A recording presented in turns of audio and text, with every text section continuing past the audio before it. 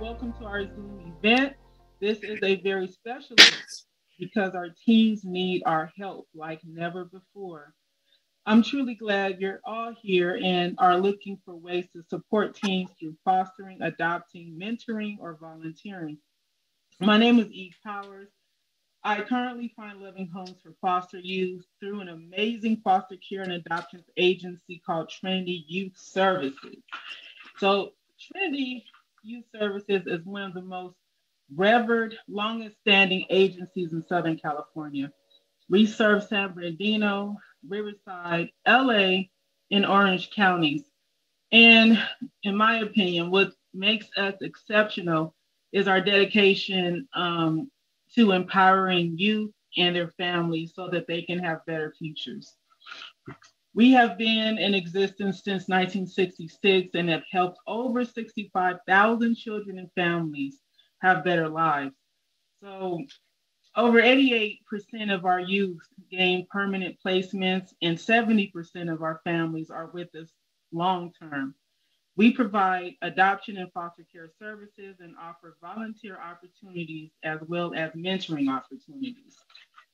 Today's focus will be how you can help teens thrive and how you can make a difference if you aren't able to foster or adopt at this time. For me, I was a teenager when I went back into the foster care system.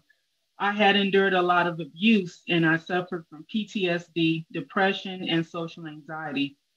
I knew I didn't want to be a statistic, but I had a lot of pain inside, especially due to the fact that my 2-year-old baby brother was severely beaten by my father and could no longer speak or walk due to his injuries. What saved my life was having loving adults around me who showed me love and a lot of support. And because of them, I was able to become a successful adult who was now giving back. So giving love to a teen is the best gift you can give them. There are countless children and teens who need our support. One of our amazing partners, who was also a celebrated foster and adoptive mom, is the incredible Jen Lilley. So Jen, there you are. You are just so amazing. So I just want to say a little bit about Jen. Jen Lilley is a star on both the silver and small screens, including Academy Award-winning film The Artist, NBC's daytime series Days of Our Lives, ABC's General Hospital, and she's a regular leading lady on the Hallmark Channel. She is also an amazing singer, songwriter, and philanthropist who hosts Fostering Hope with Jen Lilley, which is a popular podcast that encourages people to get involved with fostering. Although Jen is an in-demand Hollywood actress, she is a dedicated and passionate foster and adoptive parent. We are so very honored to have Jen speak this morning about how she became open to fostering and adopting and how she expertly juggles her successful Hollywood career, being a loving mom and wife. So once again, thanks so much for being here, Jen. Yes, thank you so much for having me. No problem. What led you to become a foster mom? I think for anyone who's involved in foster care, I'm sure anyone tuning in, our stories are so long that I could take up the entire hour or however long where this is going, just telling you how I became a foster parent. But I think in short, it's in a nutshell, my parents were kind of unofficial foster parents growing up. My dad was a judge. My mom was a director of director of marketing for a women and children's charity. And so they had a heart for others, but were not allowed to be foster parents because of bias that could be introduced in the case. But we often hosted people in our family that weren't necessarily related. So for me, I had the foundation of knowing that this is not a scary thing. Someone living in your house actually teaches children empathy and courage and charity and just openness and knowing that you can help other people without it being so awful. So that's really where the seeds of foster care were planted for me. And then in 2011, I started gaining momentum in my career with The Artist and General Hospital. And at the time, I was really dedicated to the water crisis, which is a big issue too. But I just felt really convicted. I'm a Christian, and I felt very convicted by the Holy Spirit to start praying about what was going on in my own neighborhood. For anyone who's listening that happens to be a Christian, there's a Bible verse that a lot of Christians like to harp on, and it's, "Here I am, send me." You know, like, send me, God, I'll go. But I think what people don't realize is that you've already been sent. There's a reason you are in your house and in your neighborhood right now. And so what are you doing for your own community? So I started really researching what was going on in the United States. I came across the child pornography and human trafficking issue. Of course, I just remember sobbing in my office and being like, that's it. Like, I've got to get involved in this. And then I learned about child abuse, which is a little more palatable introduction to, you know, really the crossroads of what goes on with foster care. And I became a mentor through Child Help's program, which is called Special Friends. It's kind of like Big Brothers, Big Sisters. And one of the little girls that we mentored was facing reunification. And in her case, that was a terrible idea. You know, I am pro reunification, but I'm sure most people know that sometimes reunification is not safe.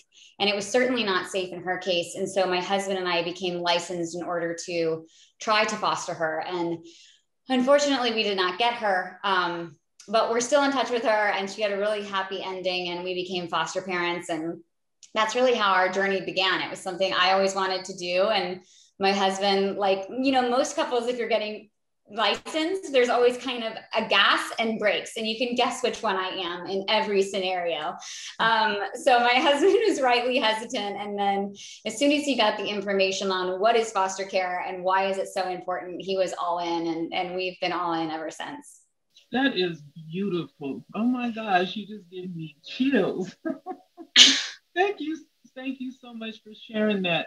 In the beginning, did you have any concerns regarding fostering or adopting? I think I didn't know.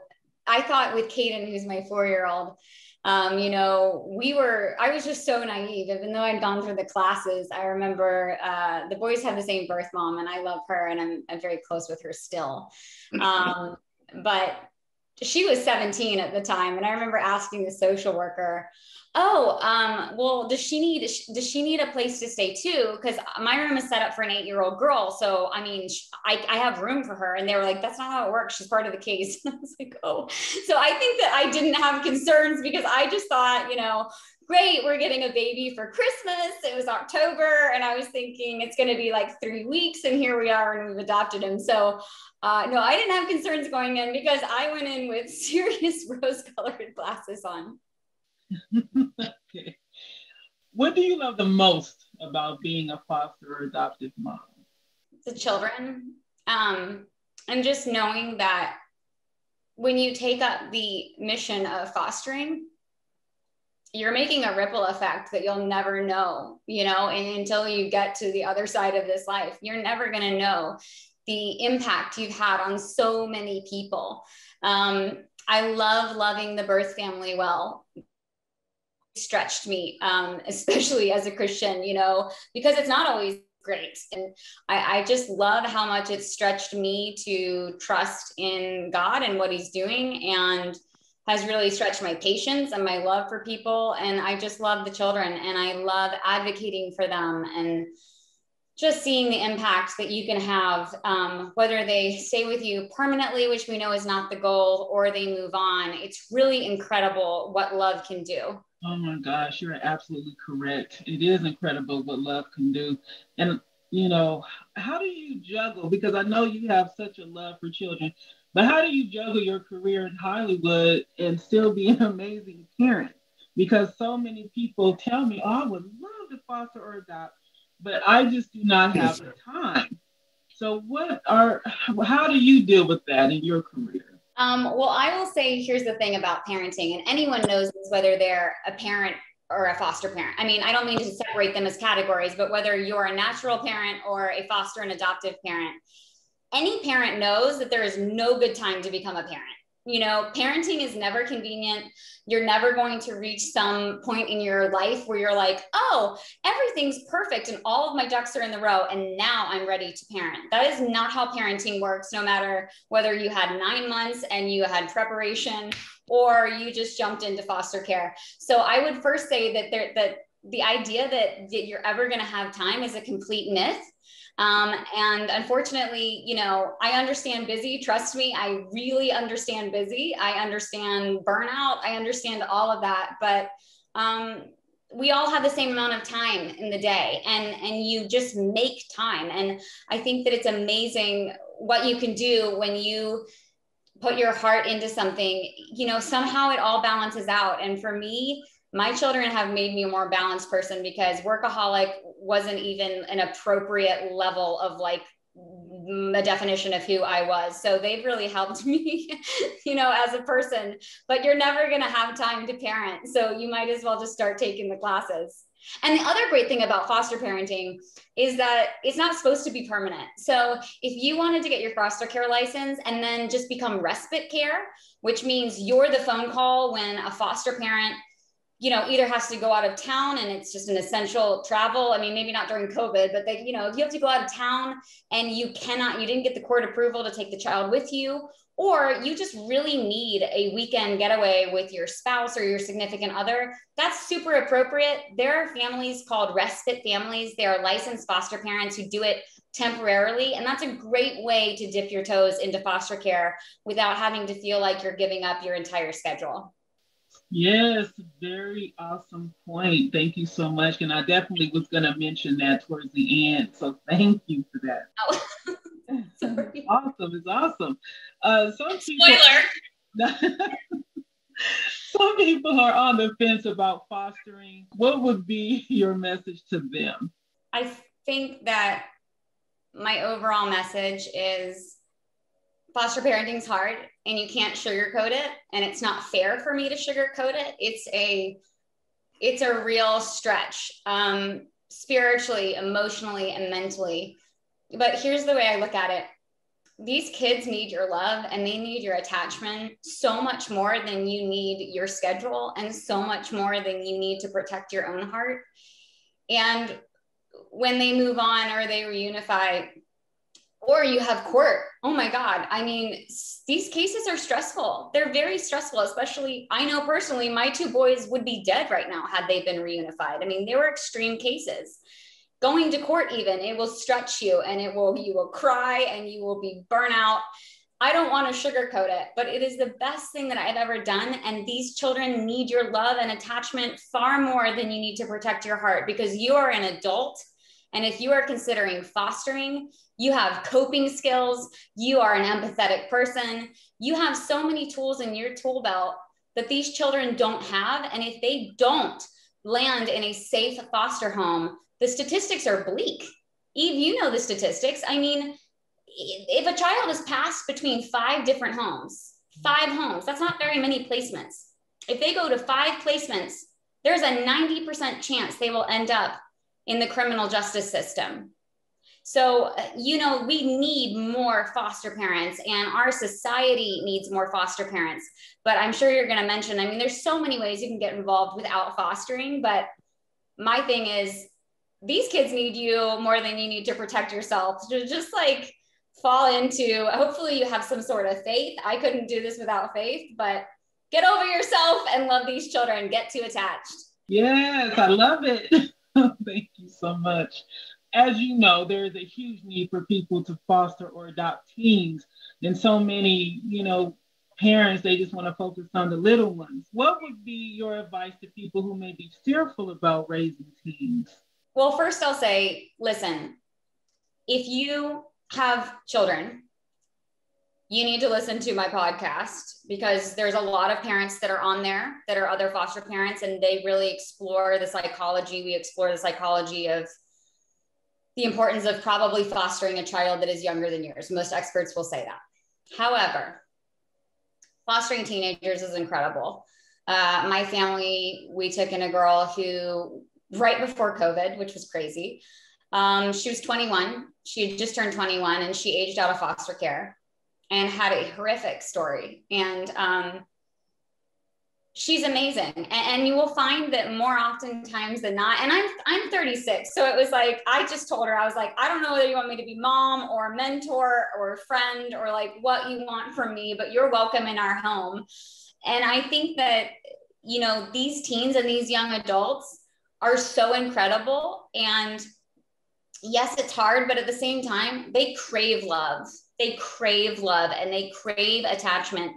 And if you study developmental psychology, you know, a lot of these teens have not necessarily reached milestones because of a lack of love or a lack of support. And they crave your affection, and they may seem jaded on the outside, but they desperately want to be loved and accepted and seen and heard and known just like anyone. And they are incredible. I mean, talk about resilient individuals. Teenagers in foster care are so incredible. And I hope to foster and maybe adopt more. Thank you so much. And I definitely agree with that statement. I mean, without a lack of love and support, it's very difficult for teens to move forward. I mean, that was the case in my own life. You know, God hadn't sent what I call human angels there to support me and really show me that I was worthy, I wouldn't be where I am today. Yeah.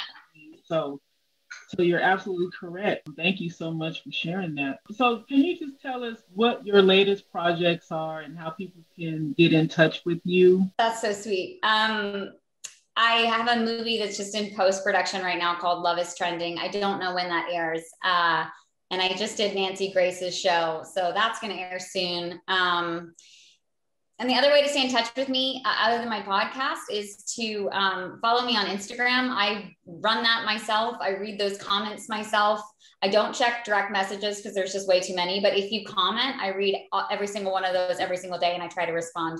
So my Instagram is Jen _Lilley, Lilley. And the other thing I will say is anyone considering foster parenting, you should follow 2 hashtags on Instagram or social media. The first one is hashtag #GetTooAttached. And the second one is foster love, because that's going to give you online community. And I really don't believe you can foster parent successfully without burning out, without other foster parents who are like-minded, who are in it for the right reasons. And if you follow those 2 hashtags, you're going to discover some amazing people. Thank you so much, Jen. That was just so amazing. We really appreciate you sharing your story. Thank you so much for being here. So next up, I would like to introduce Carlos, who is our Resource Family Recruitment Coordinator at our Rancho Cucamonga location. Hi, Carlos. Hello, how are you? Thank you for being here. I really just wanted you to talk about, basically give people a background in terms of how long you've been with the agency and what your role entails. Well, my name is Carlos Lopez. I am the Resource Family Recruitment Coordinator at Trinity Youth Services. I work out of the Rancho Cucamonga office, and we cover the Inland Empire, which is San Bernardino County, Riverside, and part of Orange County. And I've been with Trinity for 5 years. It's going to be 6 years soon. And my job is to recruit families, to help families to go through the Resource Family approval from the first phone call till the moment they get the certificate of approval. That's my role. Okay, awesome. And you're amazing at what you do. So thank you. You are. In your opinion, why should people consider fostering or adopting teens? Well, if you have it in your heart to become a foster parent, and the reason is you want to make the difference in a child's life, children who are in the system need you. And more than anybody else, teenagers. Why? Because when children are being detained by the Department of Children and Family Services, it's because they have experienced some sort of they have been neglected, they have been abused, and then they have experienced the trauma of being separated from their parents. And with teenagers, it doesn't end right there. When they enter the system, guess what? Most of people want to foster babies and school-age children. So they don't want to foster teens, and the teens feel rejected. So that's another trauma right there. Just losing the biological family, now being placed in a place that they don't know, or maybe find that they can find a place for them because they're being rejected, and they end up in group homes. And when they're placed in group homes, it looks like they are being punished for something they haven't done. And it's sad. And so if you really want to make the difference in a child's life, try teenagers. The other thing is, like, people say, well, you know what, teenagers have a lot of behavioral issues. Let me tell you, children in the system, it doesn't matter how old they will experience some sort of trauma and they will display all kinds of behaviors. But behavior is only a way for them to say, I need help, I need love, I need support. Because children don't have the communication skills, the tools to let the grown-up people what they have experienced inside. They are dealing with a lot of trauma. They have emotional wounds that need to be healed. And because they don't know how to express that with words, they use behavior. So they're not bad behaved children. They are children who are using behavior to tell people, I need love, I need support, I need you. So that would be one of the reasons why you should consider fostering or adopting teenagers. The other thing is, like, teenagers, they are more independent.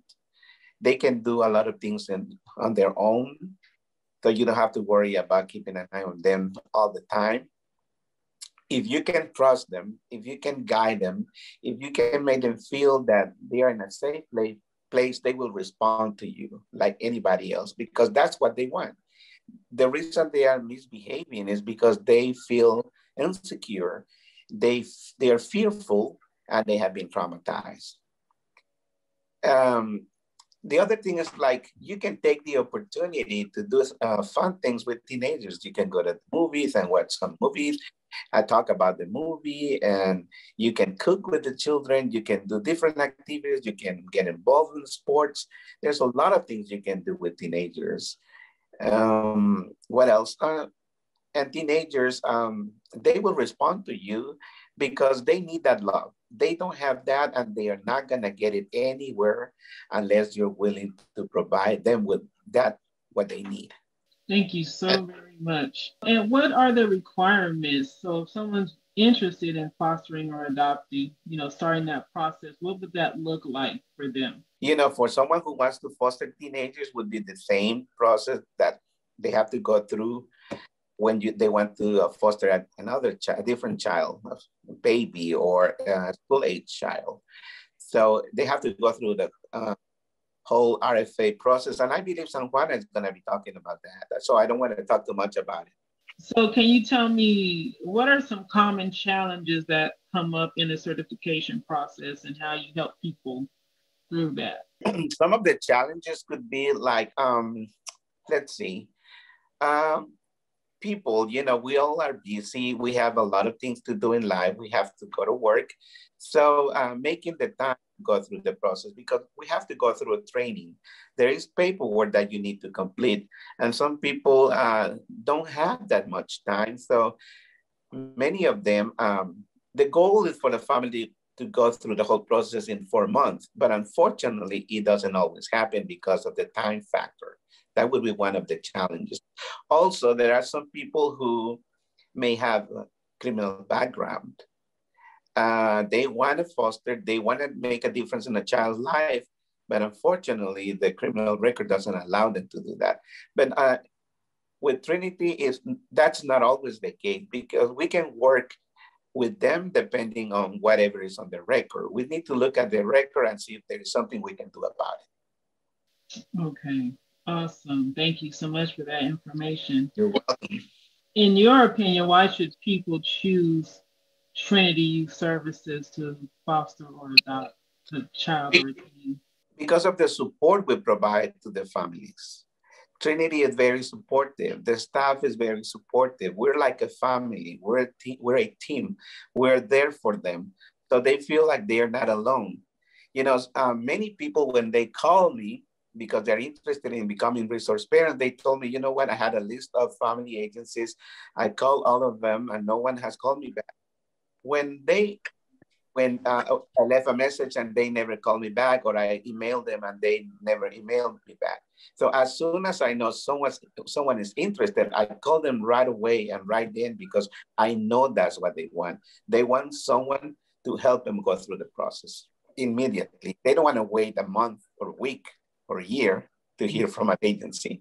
This is true. Well, thank you so much. Please let people know how they can reach you if they're interested in starting the process. You can call me at 909-980-4755. That's the office number. And you can leave a message if I am out in the field. Or you can call me on my cell phone, 951-545-1388. And you can text me. It doesn't matter what time of the day it is. Even if you're working the graveyard shift and you want to send me an email at midnight, go ahead. I will get back to you as soon as possible. Thank you so much, Carlos, and all of the amazing work that you do on a daily basis. Thank you. Our next guest is San Juana Vega. She is our certification specialist in Monterey Park. San Juana, can you hear me? Yes, good afternoon, everyone. Thank you for joining us. My name is San Juana Vega, the certification specialist at our Monterey Park office. We cover the Los Angeles County area. So anytime that if you belong to that area, then I'll be honored to assist you in the whole RFA process. Awesome. So how long have you been with the agents? I've been with Trinity for a year. And I really enjoy Trinity. It's a support system, like Carlos said. You're never alone. We'll guide you through the whole process. The social, I think it's kind of, you'll go in waves. At the beginning, you'll deal with Carlos and myself. Once you're certified, you'll deal with the office managers and also the social workers, the directors. If you decide to go to adoption, so you'll have the adoption team. Ever since we meet you, we get to know you. You become part of our family. We kind of see what your goals are, what you're looking to, what kind of children you want to join your home. And we guide you through the whole process. We're there to assist you and to help you and your family. Thank you so much. Why do you feel that people should consider adopting or fostering teens? I think the beauty of fostering to adopt is that the child is in your home. You already know who the child is. When the child comes to your home, when he joins your home, when he or she joins your home, you don't know what kind of, the reunification plan is going to be successful, but you provide the child the nurturing, the love, and everything that he needs, from the moment he comes in, he becomes part of your family. He gets to know how your family is. And I think as the case progresses and we kind of see how the family, the biological family and the extended family, and if the reunification plan is moving forward, the bond is built with the child. And if the reunification plan does fail and they ask you to, if you're interested in providing permanency, you already know the child. So, your family knows the child, you kind of already know what he needs. And if you could provide that child with permanency. And I think that's the beauty of adopting. It's not just a visit here or there. You see him through the whole thing. You see him through visits. You see him through, any type of service that he needs. You see his strengths. You see his weaknesses. So I think that's the beauty of fostering to adopt. Okay, awesome. What is your process for getting families certified? So I kind of break it down into 4 steps. So the first process is the orientation. At the orientation, it's just for us to give you information. We break it down. We provide you with information about Trinity. You get to know us. You kind of get to know the services that we provide. You get to know about the RFA process. So after the orientation, if you decide that this is something that you want to pursue, then you will be required to do the documents. After the documentation, the second process will be the clearances. Me and Carlos will guide you through the clearance process. Anyone over the age of 18 in your home would have to live scan. And like I said, we help you through the whole thing. You're not alone. The third thing would be the trainings. Right now, because of COVID, we offer trainings via Zoom and also in person with the social worker, and it's also done via Zoom. You'll go into foster parent colleges where you'll complete 4 clusters, and then the in-person Zoom trainings with the social worker will be 5 trainings. And then you'll have a manual training with the director. So you also meet the director. The beauty of it is that you get to meet all the staff members through the whole process. Okay, after the trainings, then we'll do the home inspection and the home study. And you'll meet the adoption workers, you'll meet the director, and every step of the way you'll get to meet different staff members, and you'll develop a relationship with them, and we'll be able to help you through the whole thing. And the last thing would be the approval process. Awesome. Sounds good. What's your advice for people who may want to foster or adopt, but they're fearful of the unknown? I think I really feel that if you have it in your heart, I think fostering or fostering to adopt is not something that just comes in one day and you say you want to do it. I think the thought comes in, the seed is planted, and you kind of know you want to do it. You never find the right time, and there's never a right time. So if you have that, or you want to help a child, where you feel that calling, I think you should just do it. There's never the right time. You should do it. There's a lot of children in need. I feel that a lot of children need, the way I see it, I feel that if you're able to give an opportunity to a child, then you're the right person to do fostering. I feel that teens right now, any children, we need families to help our LGBTQ community. We need families to plant the seed of college, to let children know that they could go to college, that's a possibility for them, guide them through the whole process of it. Even so when they're little, when they're 7, 8 years old, you could be in college. This is what you need to do. I support you. I believe in you. The other thing that we need is we need families to help them pursue their dreams. Know that any dream is possible. And the reality is dreams could be turned into reality. And those are the families that we need. We need families that have unconditional love and help the children and are understanding what the children's needs, and their behaviors. Show them that, it's okay, that you don't need to be perfect. It's not their fault being in the situation. It's not something that they did wrong or they could have done. So I think those are the families that we need. We need families also for the teenagers to help them through their independent living skills, to help them know that, once you emancipate or if you choose to leave foster home or a foster home, you need to have something in place. You need to think about college. You need to know about a trade school. How are you going to do it? How do you balance a checkbook? How do you, what do you need? If you're in college and you need to pay bills, how would you do that? What does that look like? I think for any mother, any parent right now, after our children graduate from high school, they're not prepared for the world. And I think that's what we need. We need foster parents to be there for those children who don't have anyone. So if they're alone in the world, then who's going to help them? One of the biggest things I feel is that I think a lot of our families, we're fortunate of our foster families, is that they make an imprint in the child. Many of them create a forever family, or even after they leave the foster home, they have that bond with that foster parent where they always know that they could turn to that parent. And I think that's the most amazing thing, knowing that that teen or that child has someone that they really need to call. So we need those families. Like I said, we need families to nurture, to provide that to our children. We need our forever families. Yes, definitely. I definitely agree with you. So, San Juana, I really appreciate everything that you just shared with us. I still keep in contact with my very, very first foster mom, and she's about to actually turn 91 on Sunday. And so I still reach out to her and check on her, and, we're still family. So what you're saying is absolutely true. So thank you so much. Can you please let people know how they can reach you if they reside, in the LA area and they want to foster or adopt? Yes, you can call me at 626-966 1776. And that's our Monterey Park office.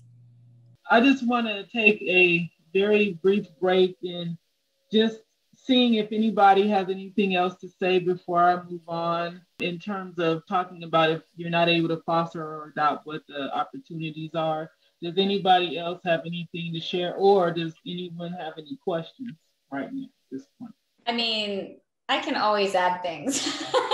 I don't know whether that's good or bad, but I will say, everybody has something to bring to the table. And while not everyone is called to be a foster parent, everyone is called to foster care. Everyone is called to this issue. And I know I've heard of some mechanics, for example, that offer free oil changes to high schoolers in foster care or foster parents. I know photographers who volunteer to take photos of the children in care, because as we all know, so many times these kids go home to home and they don't have any quality photos of themselves to take with them to remember, maybe that foster family or whatever. So get creative. There's always amazing ways that you can support foster care, even if you can't take on the heavy lifting of foster parenting. That's all I'll say.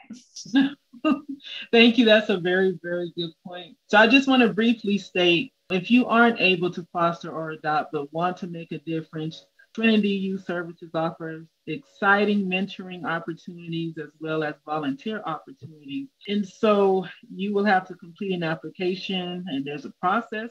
But if you are interested, please contact me at 310-291-3889, and I'll provide more details. If you want to foster or adopt but have a hectic schedule, just like Jen suggested, you can apply to become a respite parent. You would be helping a foster parent out by caring for their child when they need time away. If you are interested in more information on becoming a respite parent, please contact Carlos or San Juana. If you're not ready to foster, but you want to help a child in the system, you can always spread the word. You can share our information to people people at church, when you go to the doctor, different places, and refer them to us, and we can help and go through the process. So glad you mentioned that, because there is a referral program as well. Can you briefly speak on that? Yes, we have a referral bonus program. Basically, if you know someone who is interested in becoming a resource parent and you refer that person to us, if that person goes through the whole process and gets approved, and then we place one or two children in their home, you get a referral bonus. If they get one child is $250, and if they get two children, you will get $500. You can share that information with people in your community, because anybody can participate in the referral bonus program. Awesome. Thank you so much. And lastly, if you love to make a donation to help foster youth receive essential items, as well as scholarships to college-bound at-risk youth, you can also donate to our sister agency, and they are called the Children's Foundation of America. So if you want information about them and how they're making an impact in the lives of foster youth, you can give them a call. Their number is 1-800-KIDS as in Sam 730. So I just really want to thank everybody for having a heart to help our youth. And we really appreciate everything that you do, and we appreciate your support. To learn more about Trinity Youth Services, you can visit www.trinityysasinSam.org. Does anyone else have anything that they want to say before we end our meeting for today? Well, thank you once again, everybody. You are so amazing, and thank you to the amazing Jen Lilley. I really appreciate everything that you do to support us. You're amazing. Thank you. And thank you to San Juana, Carlos, Charlene, and we also have someone else. We're doing incredible work, and so I look forward to continuing to do this because our teams need us. So thank you so much. Everyone have an amazing day. Thank you. Thank you. You do the same. You're incredible. Thank you so much. Bye. Bye, everybody.